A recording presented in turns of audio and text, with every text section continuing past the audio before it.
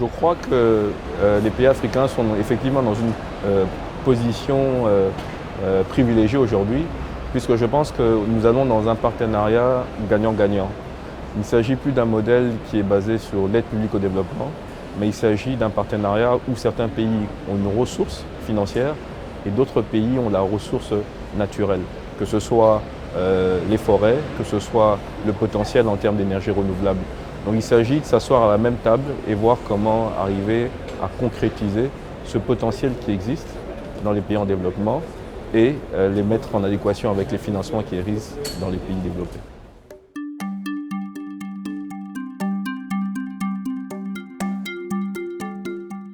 Il faut créer un cadre qui soit propice à cela. Il faut que dans les pays en développement, des réformes soient mises en œuvre de telle sorte que les institutions soient plus efficaces, de telle sorte qu'il y ait une bonne gouvernance, qu'il y ait de la transparence dans les législations, dans les politiques, dans les programmes. Il faut également qu'il puisse y avoir du renforcement de capacité pour qu'il puisse y avoir une absorption des financements qui sont disponibles. Il faut enfin qu'il y ait une appropriation au niveau national en impliquant toutes les parties prenantes locales, la société civile, les privés, le gouvernement, de telle sorte que le programme qui sera mis en œuvre puisse effectivement convaincre le partenaire extérieur.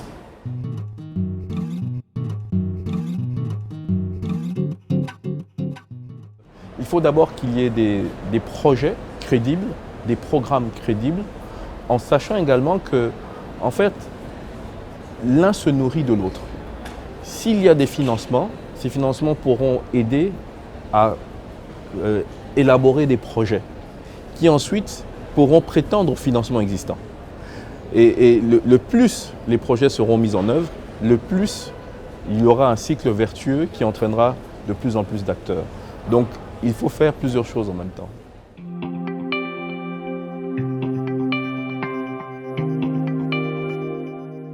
Il n'est pas évident, quelquefois les gens les mettent en contradiction.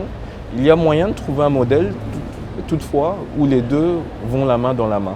Il faut simplement essayer de comprendre que, par exemple, s'investir dans des énergies renouvelables aide à protéger la nature, puisque cela peut aider les populations à se détourner de la forêt.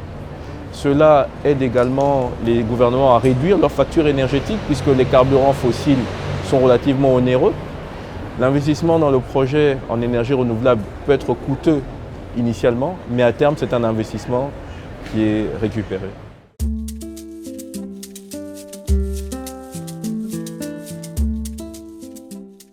Non, l'Afrique se sauvera d'elle-même, mais le Fonds vert peut aider à mettre en place des politiques, peut aider à mettre en place des programmes, des projets qui vont aider l'Afrique à avancer plus vite vers l'objectif de développement plus sobre en carbone. Mais l'Afrique doit pouvoir travailler elle-même, doit pouvoir s'approprier cette question du développement sobre en carbone et mettre en œuvre un cadre qui respecte la réalité spécifique de l'Afrique, de telle sorte que ces projets-là puissent être pérennes. S'il s'agit de simplement emmener des projets conçus à l'extérieur, ces projets-là malheureusement auront une durée de vie limitée.